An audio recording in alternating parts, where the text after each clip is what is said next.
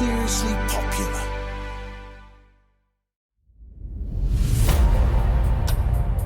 Hello and welcome to Apocalypse Now, dispatches from a world on the brink. In this week's episode, we look at the role of Qatar and ask why they're now acting as a broker for countries more traditionally viewed as major players on the world stage. How is it that such tiny countries are becoming key players in an emerging and more conflict-prone geopolitics?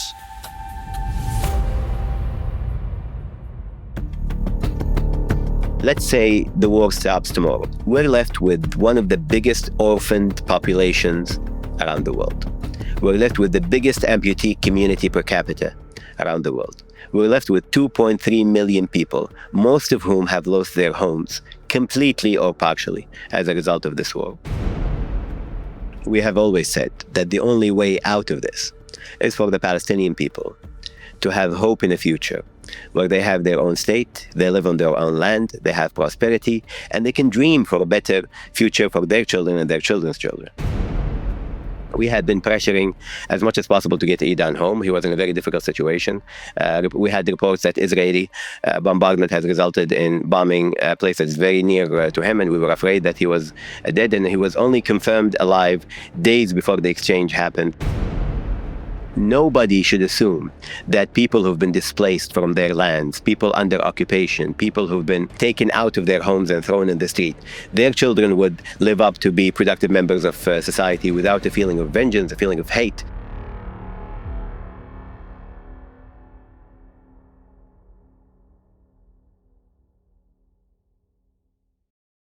This episode is brought to you by Netflix. 3 couples, 4 vacations, a lot to unpack.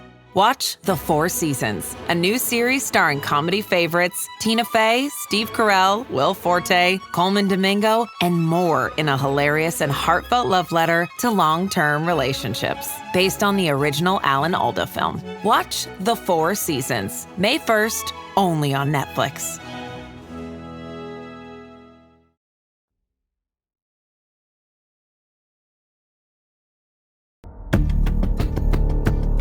Hello and welcome to Apocalypse Now, dispatches from a world on the brink, the Daily Mail's weekly global news podcast. I'm David Patrikarakos, and I've spent the last 15 years covering foreign affairs and conflict in some of the world's most dangerous places. But even I have to ask, are we now staring into the abyss? Ask most people to point out Qatar on a map, and they'd be hard pushed to find a place that has soared to the top of the international news agenda in a matter of weeks. And say what you like about Donald Trump, but who else gets gifted a $400 million jet as a replacement for Air Force One because, and I quote, Boeing were very late with the plane? For those who might have missed it, President Trump is currently on a whistle-stop tour of the Middle East, brokering arms and tech deals worth millions of dollars, and lifting sanctions on Syria after a meeting in Damascus with President Ahmed al-Sharaa, the former al-Qaeda commander who Trump described as a young, attractive guy, a tough guy, strong past, very strong past, a fighter. There's even talk of Syria getting their own Trump Tower, so they too can look like a rundown boardwalk in Atlantic City. Trump met Sharaa alongside Crown Prince Mohammed bin Salman of Saudi Arabia, while Turkey's President Recep Erdogan joined via a video link, which reads like a guest list for the most ominous dinner party ever. But this is serious. Business and political protocols overturned, human rights trodden on. Israel and China look askance as the US buddies up to the Middle East. So what is Qatar, another small fish in an emergent geopolitics, doing here? So what do we actually know about Qatar? A state that straddles this axis of power, conflict and wealth, and promises to become a point of navigation between East and West. Let's find out. Joining me now to answer some of these questions is Dr. Majid Al-Ansari, spokesperson for the Qatari Foreign Ministry and advisor to the Qatari Prime Minister. Good morning, Dr. Ansari. Donald Trump is visiting Qatar this week. Tell me, what's the atmosphere like on the ground over there? Well, David, it's a historic day for Qatar. This is the first official visit by a sitting U.S. president to Qatar, and we really appreciate it. As you know, we have been classified by the U.S. as a major non-NATO ally, so we really appreciate this visit, which proves how important the relationship between both sides are. But if you were driving around here in Doha, you see Qatari and U.S. flags, so very festive atmosphere, and yeah, we were all excited about it. As you say there, the United States has labeled Qatar a major non-NATO ally. Qatar is a very small state. Can you please explain to our listeners why this has happened? Well, big things come in small packages, David, and certainly that applies to Qatar. We've been working on peace and security around the world for so many years now. Starting in the 90s, the relationship has grown with the US, especially with Qatar hosting CENTCOM and the Udeid airspace. You have more than 10,000 servicemen and women operating in Qatar at any time, including a lot of NATO forces here, including UK forces, and therefore, the relationship has only grown stronger. And when it comes to Qatar's utility in peace and security, not only for the US, but for the whole world, you can see, our mediation efforts when it comes to Hamas, Israel, the Lebanon and Syria. So we're always there. So what will be discussed this week with Donald Trump? Yesterday, the meeting, as reported in the media, took much longer than expected. And I think this is testimony to the importance of the relationship between both sides. Both leaders spent around 2 hours talking about everything from regional issues to economic issues to investment to energy to our mediation efforts to the work with Iran to the work with Gaza. And I think, if the two leaders didn't have a limited time span, that would have gone on for forever. And they enjoyed dinner yesterday in a big state banquet that also included a lot of discussion over the issues. And President Trump has said very clearly that he discussed with His Highness the Emir Russia, Ukraine, and the role that Qatar is playing over there when it comes to mediation for reuniting children affected by the war with their families, and other talks that I will not disclose right now between Russia and Ukraine. But he also talked about our role when it comes to Iran in supporting the Omani mediation and in bringing about a lot of deals in the past, like the prisoner deal under the previous administration between Iran and the United States. He also talked about our role, of course, between Hamas and Israel, praising our role in getting Idan Alexander back to his family and bringing about, a limited space for peace in a very difficult neighborhood. Tell us about this plane that is being given to Trump, Majid. We're hearing it's a $400 million plane. Well, planes aren't cheap, as you know, David, although there are cheaper planes, but I wouldn't put a U.S. president in one. This issue has been blown out of proportion. These are talks between the Department of Defense in the United States and the Ministry of Defense here in Qatar about the possibility of transferring the use of this plane to the U.S. to be used as Air Force One until the plane that was ordered by Boeing is finished and the president can enjoy a new, much safer, much secure plane. And it's part of our defense security partnership with the U.S. These talks are still ongoing between our legal sides. We are doing this above board. We are not shying away from it or hiding it. It's something that we believe is completely natural and normal in the relationship between both sides, that when a need arises, whether it be on the US side or the Qatari side, the other side would come to help. And this is exactly what's happening here. So we don't see any problem with that, with these talks ongoing. It's not finalized yet, but they are still ongoing. And our lawyers are discussing it on both sides to make sure that everything happens according to both legal systems of the US and Qatar. Now, this week, an Israeli hostage, Idan Alexander, was released, which you say was thanks to Qatari mediation. First, let's start with this. Can you tell us about the role Qatar played in the release of the hostage this week? We've been working on this issue since 2006, when the United States asked Qatar to play the role of mediator between Hamas and Israel. We have managed to get across a lot of deals in 2018, 2021, 2022, and the last deal that was signed between both sides before the 7th of October was almost 10 days before the 7th of October. So this is not our first rodeo. We've been doing this, as I said, for around 20 years now, and we understand both sides very closely. Obviously, post the atrocities of the 7th of October, it's shifting sands. We know that the situation is very difficult. The trauma on both sides now is very emblematic of what's happening in the region, and we need to do a lot more work. And this is exactly what's been happening for 18 months now. Our teams have been working 24/7, making sure that this happens. His Highness himself follows the negotiations on a daily basis, gets real-time updates from the Prime Minister, who is our chief negotiator on this issue. So the whole government is working on this on every layer. And if you look at what has been accomplished through this mediation, you have in the first pause you had 109 hostages going back to their families, and the second pause you had around 38 hostages going back to their families. So the largest number of hostages that are now with their families are a result of Qatari mediation with Egypt, of course, and the United States. And it's always happened during our mediations, because we pride ourselves on being tactically neutral when it comes to these negotiations, that we are attacked by both sides. We think these attacks are completely unfair and unfounded, and they are part of political posturing and by certain political players that just want to alleviate the responsibility of the failures on their side to the backs of Qatar, who is engaging in good faith in these negotiations. Now, when it comes to Idan, we had been pressuring as much as possible to get Idan home. He was in a very difficult situation.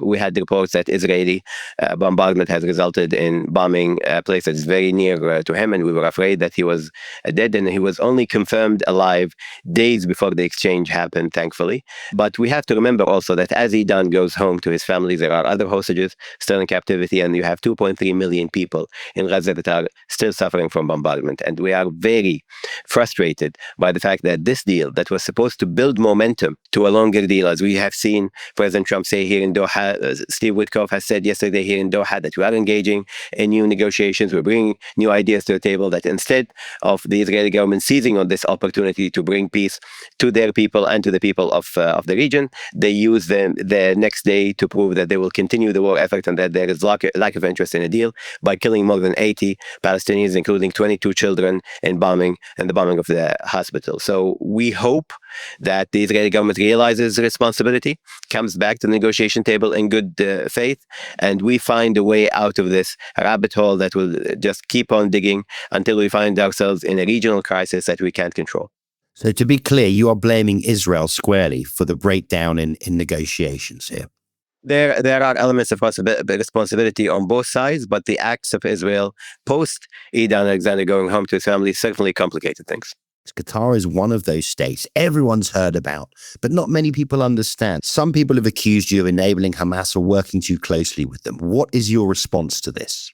Well, first of all, let's go back to the origin story of why we have the political office of Hamas here in as I said, in 2006, we had a very high-level visitor from the United States who said, listen, Hamas just won the elections. We can't continue working with the PA as long as Hamas is there, so we need somebody to talk to them. And we couldn't find anybody in the region other than you. And we had these discussions in the Ministry of Foreign Affairs. At the time, I was a junior diplomat in the Office of the Minister of Foreign Affairs, and I remember these discussions very vividly. The discussions were, well, this will be very problematic in the future. But the main question that was asked, and that resulted in us saying yes to the Americans, was, who else can do this job? Who else can help bring some stability to a volatile situation that we knew at the time is going to explode very soon? And this is exactly what happened in 2008. And the answer was, there's nobody else willing to do it, willing to risk the reputational damage, willing to risk the fact that at times they will be scapegoating through Qatar in order to bring about peace. And this is why our leaders were committed to it, His Highness is committed to it, and now the Prime Minister is committed to it. And since 2006, we have tried all possible venues of bringing about stability and peace over there, including our work in the Reconstruction Committee in Gaza that solved the problem between Israel and Gaza, which is that Israel did not want to build for rebuilding Gaza after the war. They didn't want to fit the bill, but they did. At the end, we came in, we built the vital infrastructure there, like hospitals and schools and other things. We brought in fuel to light up Gaza, when it comes to electricity. We brought in aid to the poorest families in Gaza, 100 of the poorest families. And all of that aid was not only done in coordination with the UN and the Israelis, but it was actually requested by the Israelis. And when at least 2 points, the Israelis asked us to increase that aid and continue that aid officially.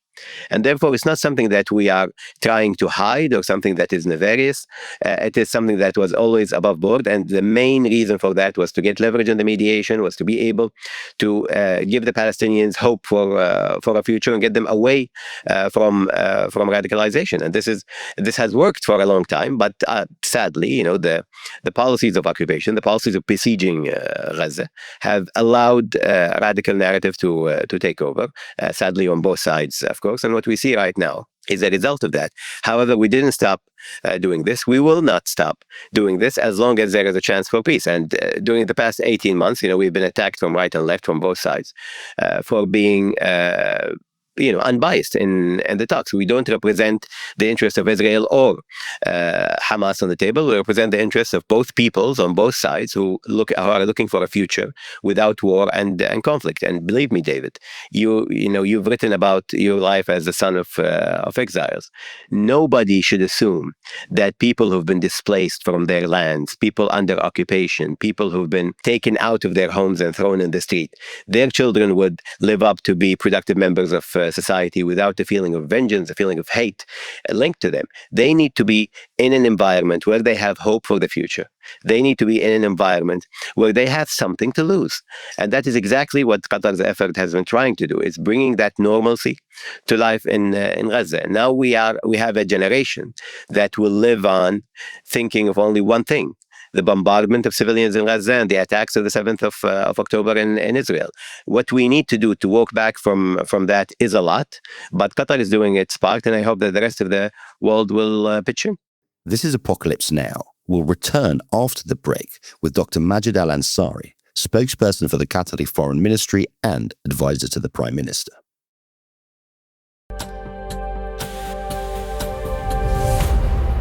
Welcome back to Apocalypse Now, dispatches from a world on the brink. Dr. Majid Al-Ansari is still with us.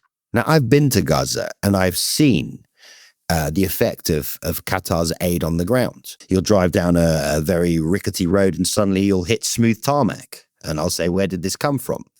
And people will say, Qatar paid for it. We've talked about the political side of things. How does it work practically? How do you get that aid into Gaza? Let's say, for example, fuel.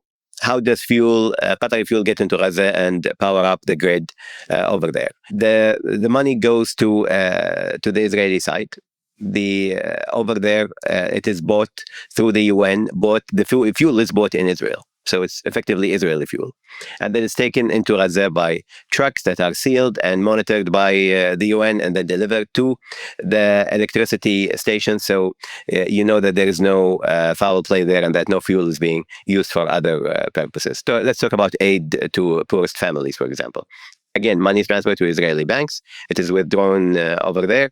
And again, under UN agencies, it's taken to 300 distribution points in Gaza, where every individual that takes that aid is vetted by both sides. I mean, even by the Israelis, and is checked for, and they have to bring their photo ID with them. And the UN is there doing the official exchange. And then it's $100 for the poorest families. Let's talk about building projects. Where does the material come from? It comes from Israel. So the main headline here is that this was done in complete coordination with the Israeli side. The Israelis not only knew about it, they oversaw the whole process. And international agencies, which one can go and talk to right now, had a complete oversight over the process. Our role in this was to make sure that it happens, right? And our reconstruction committee in Gaza received a lot of requests, coordinated and liaisoned with the Israeli side to see what can be done over there, like building, for example, the dialysis center in Gaza, building, as I said, schools like Al-Fakhura. All of these installations, the main purpose for them was to provide some dignity for the people living in a very long occupation in Gaza, and that feel like they're suffocated by that occupation. We were trying to lessen that suffocation feeling and hopefully provide the generation of people in Gaza the possibility of a better life. And this is why, if you look at education numbers, Gaza has one of the highest levels of education attainment in the region. It's because of that availability of a future. But obviously, policies on both sides, radical policies on both sides, have reversed a lot of the good work that we and international players have been doing in Gaza. And we remain committed to doing this in the future when hopefully this war ends in the whole region. But obviously, we need international buy-in this time. We can't do this alone. We can't go at it alone. The level of destruction is unbelievable. I think it's around more than 75% of housing units in Gaza have been destroyed. There are almost no functioning hospitals, no functioning roads, no functioning water facilities. You have to rebuild the whole sector for people even to have the slightest feeling of normalcy on the ground. So when people criticize Israeli Prime Minister Benjamin Netanyahu, saying that, he has enabled much of Hamas, he has allowed the aid to come in, he has allowed the rebuilding, that's entirely correct. Well, I mean, if you would call that enabling Hamas, that's up to you, David. I would say that was, as I said, part of an initiative to push for the people of Gaza to have a future to look into, de-radicalize the population. Now, I can't testify to what Prime Minister Netanyahu wanted to do in Gaza, but I can tell you what we wanted to do in Gaza, which is provide the people with hope for the future. And as you say, it's not possible without cooperation from the Israeli side. Yeah. I mean, and I don't think even the Israeli side was hiding this. Prime Minister Netanyahu went on an interview a while back and said, yes, this was done because we believed in it, and it was part of the process that our consecutive governments have participated in. And I personally was privy to some of the discussions with the Israeli governments in the past over the need to continue this and increase it. You talk about how you're going to react if your house is bombed, if your family are killed. Is that going to make you less radical? Obviously not. What do you see, Majid, as a future for this horrific and tragic conflict? We have always said that the only way out of this is for the Palestinian people to have hope in the future, where they have their own state, they live on their own land, they have prosperity, and they can dream for a better future for their children and their children's children. This is the human nature, not of the Palestinians, but of anybody around the world. If you, David, felt like your children are not going to have a better future than you, if you felt like your children are going to be in the danger of, dying from bombardment or being killed, of course, your main focus is not going to be building a peaceful life for you and the family. You will be trying to do whatever you can to provide your family with hope for the future. And therefore, right now, let's say the war stops tomorrow, hopefully, God willing. What are we left with? We're left with one of the biggest orphaned populations around the world. We're left with the biggest amputee community per capita around the world. We're left with 2.3 million people, most of whom have lost their homes completely or partially as a result of this war. And we are left with a generation, not only in Palestinian territories, not only in the Arab and Muslim world, around the world, that has seen the failure of the international community to protect 52,000 civilians from being killed. 2% of the population of the sector have either been killed, maimed, or injured by this war, and therefore some of them will be Hamas fighters of those 52,000. Obviously, not 52,000 of them, David. I would say that one of the most frustrating talking points that were used in this is that everybody in Gaza is a Hamas sympathizer. I don't know if a 2-year-old child that died 2 days ago as a result of hunger, was a Hamas sympathizer or carried a membership card of Hamas. But I know that the children in Gaza at least have a chance to make their choices before it's made for them by bombs falling on their heads. But what I want to say here, David, is that when it comes to the future, not only of this sector, but of the world, unless the international community is able to contain conflict, to step in to help the weak, to step in to make sure that no political operative anywhere can use civilians as fodder for their political fights, you can expect radicalization not to be a side effect in Gaza, but in all of the world. This is a moment that is very difficult for all of us to live through. I mean, when I talk to my children, I have to explain to them why our governments, the governments of the world, are unable to stop the killing that is taking place right now in Gaza. And it's not easy to explain that to children who think that you have the absolute power in states, in the international community, in the UN, to do whatever you want. And unless we are able to push together to an end to this war, to come into Gaza, to the region, and provide peace and security for the people, and prosperity for the people, to come together to rebuild Gaza and to provide a pathway towards a Palestinian state. I'm afraid that this is just one cycle amongst many. And every cycle that comes brings on more horrors than the cycles before that. This is not the first war in the region. And the 7th of October was not the first thing that happened in this conflict. We had seen months upon months upon months of killings of civilians here and there by both parties, but we have also seen policies enacted by some governments that were basically effectively radicalizing the population. You are also extremely involved with Iran.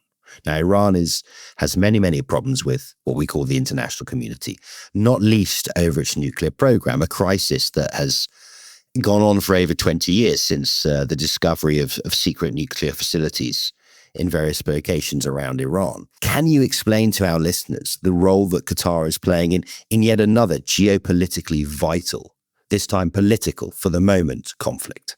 You know, we live right next door to Iran. With Iran, we share the Gulf waters, which is the only source of water for Qatar. The only way for our LNG shipments, the livelihood of Qatar to go out, and the only way for imports to Qatar to come in.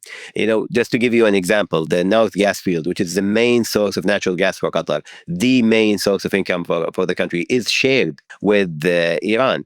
The Bushehr nuclear facilities, the Iranian nuclear facilities, are closer to my city, Doha, than they are to Tehran, the Iranian capital. And therefore, obviously, there is a vested interest by all countries in the region, but especially Qatar, to make sure that there's a diplomatic resolution to the conflicts with Iran. Any escalation, any military escalation with Iran is a direct threat to the national interest of Qatar, to our people. Even a safety issue in one of the nuclear facilities is a safety issue and a national security issue for Qatar. So obviously, we have a vested interest in finding a peaceful resolution to this, and we have always advocated for talks between sides.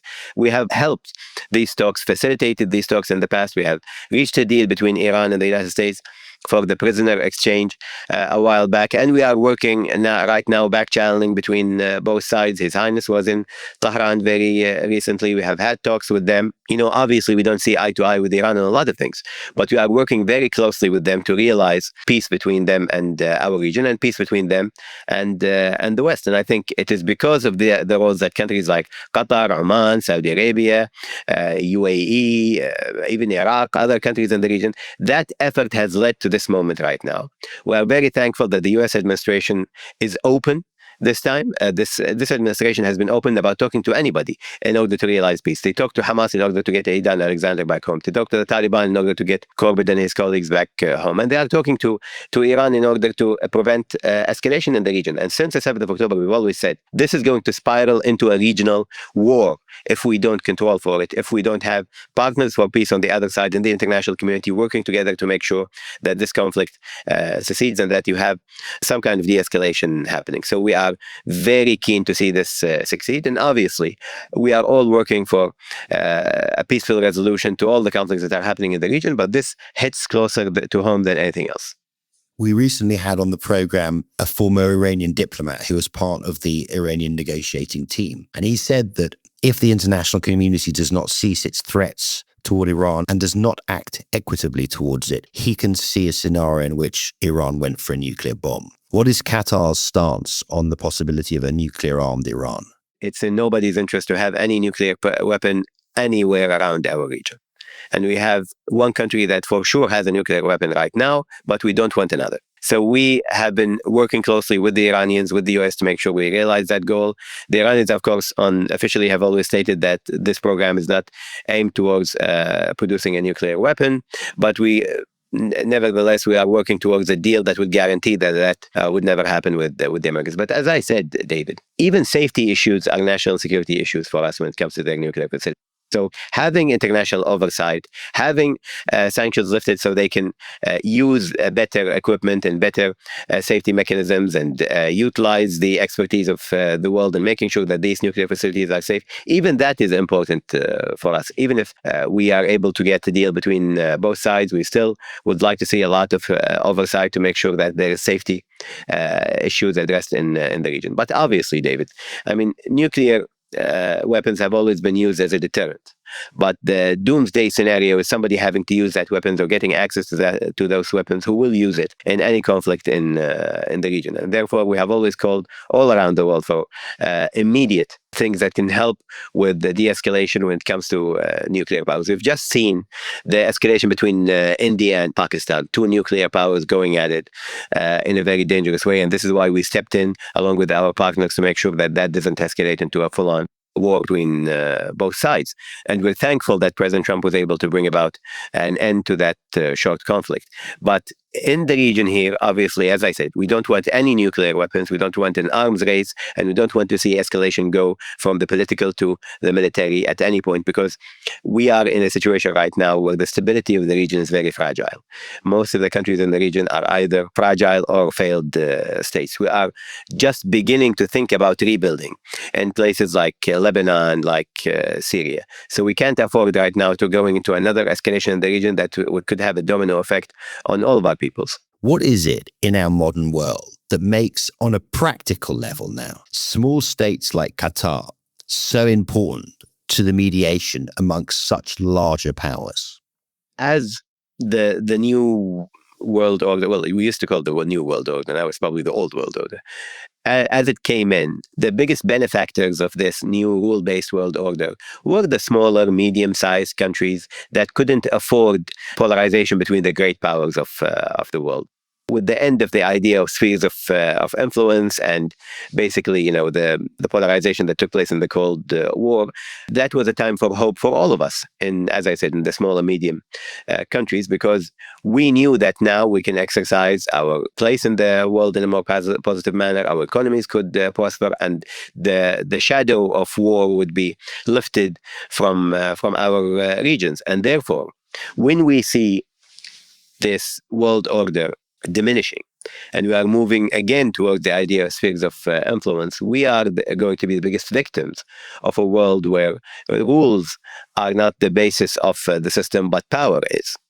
Because our countries are not the ones that are yielding the biggest stick in the international community. And therefore, we can't stay silent and stand to one side and hope that this just blows over. We have to go in, pay dividend for our prosperity, pay dividend for our peace and security through being peacemakers and peace facilitators. And this is exactly what we have been doing with our partners around the world. It's jumping in, using the agility of small states like Qatar, the flexibility of our political systems, the funds and the resources that are able to us, and the experience that we have gathered throughout the years. And I think there are three main reasons why a country like Qatar can succeed where others have failed when it comes to peace building.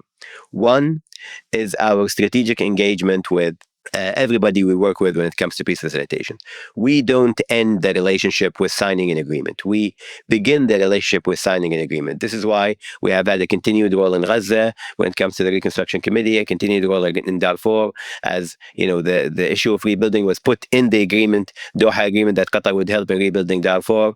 This is why we still maintain the talks between Russia and Ukraine, and we are investing very heavily in them. This is why in Afghanistan we are still there representing U.S. interests and hosting a lot of the meetings between the Afghani government and others. And this is why we mediated between Syria and Iraq and maintain a very good relationship with them. It's because of that strategic engagement. Second is tactical neutrality. It's the ability to not have your agenda on the table as you are mediating between two sides. The ability to sit down with Hamas and Israel and not put any Qatari demands, Qatari requests. We have the ability to do that because we're a small state. We're not involved in every other conflict as a majority stakeholder, and therefore we have the ability to sit down and say, listen, this has nothing to do with us. Let's find a solution between you guys. And that tactical neutrality, although sometimes attacked by both sides, is very useful in getting results done because both sides trust that we will have their interests in mind, not ours. And third, and I think it's also very important, it's the unique positioning of Qatar.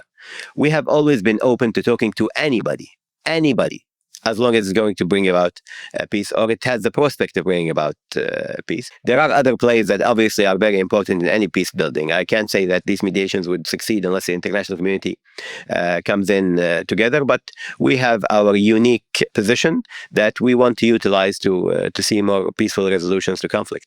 An age of smaller states hedging between East and West. Yeah, working as a cushion between big powers. I like it. Thank you to Dr. Majid Al-Ansari and to you for listening.